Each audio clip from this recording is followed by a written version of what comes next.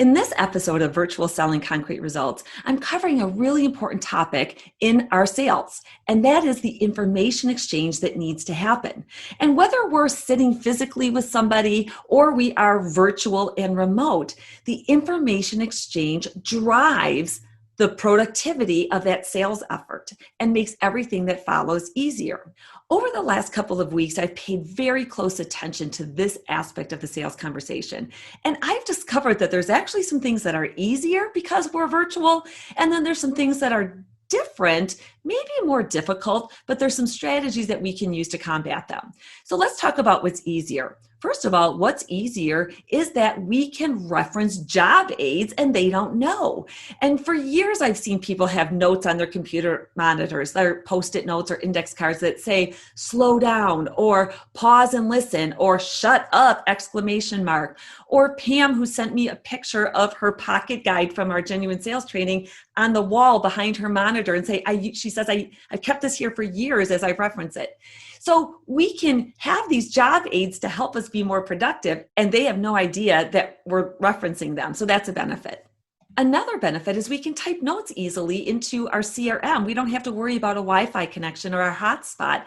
And for me, I love it that I can use my full keyboard versus my laptop keyboard.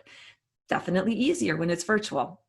Another thing that's easier is we can include more people on the buying and the selling side because people don't have to worry about travel or, other challenging schedules. We can typically get more people in a conversation sooner in the process than we can when we're looking to get people in a physical room together. And this last easier could be a little controversial, so you're going to have to check with legal on this.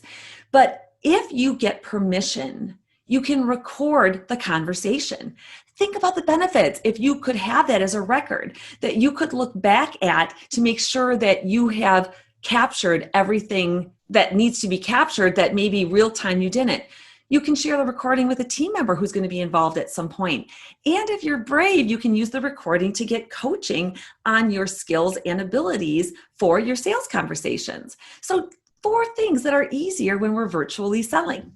Now, thinking specifically about this information exchange part of the sale, what is different or more challenging because we're remote? First, we miss the emotional and energy connection that can let people be more comfortable and maybe give us more information sooner because trust has been built. The second thing that's more difficult is that if there's more than one person involved, we can't physically position our body or make eye contact with them over there. We can't do that. You see, I'm not looking at you. And that overall eye contact and attention for everyone involved is more challenging. So what can we do because of those things? The big overall strategy is we have to be more verbal. We have to use more audibles, as they say in the sports world. We need to paraphrase a lot more and more often. We need to make sure that everyone is understanding the context of what we're talking about, as well as the content. And that allows them to clarify, which is one of the tips if you have more than one person. So as you're paraphrasing, you can say, well, what I just heard from you, Joanne, is this. Bob, what would you add or adjust? We can call in more people's involvement by using paraphrasing as a segue. We also need to bring energy and our personality. So even though we're not in a physical proximity to each other, we need to bring some energy that shows that they're important. And so we still can use body language. We can stand, we can use our hands, we can use inflection and our tones as we're setting up questions or as we're responding to the information that they're giving us. And that lets them know that, oh, that's interesting, or gosh, that must be really challenging. But we're letting them know that we're there and we are concerned and we have our energy there. Some practicalities is if we're taking notes, we need to let them know that what you're hearing is me taking notes because I don't want to miss what you're saying and can reference it later. And here's a big one. It is making sure that we are asking about risks and rewards, or the impact of the situation that they're in and where they want to go and what they're thinking about in between. And we call those the emotional and motivation components of the information exchange.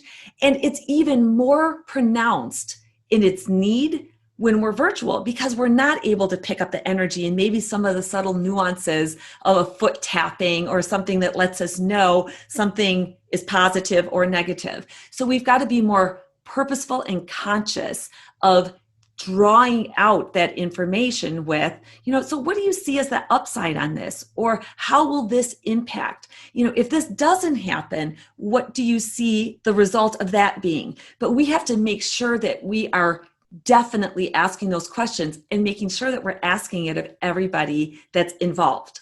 And those are some strategies for making your information exchange in the sales conversation more productive when it's virtual. This is what's going to set you up and earn you the right for the next part of the sales conversation. And that's the part where you're doing the explanation and sharing the information. And that's what I'll cover in the next episode.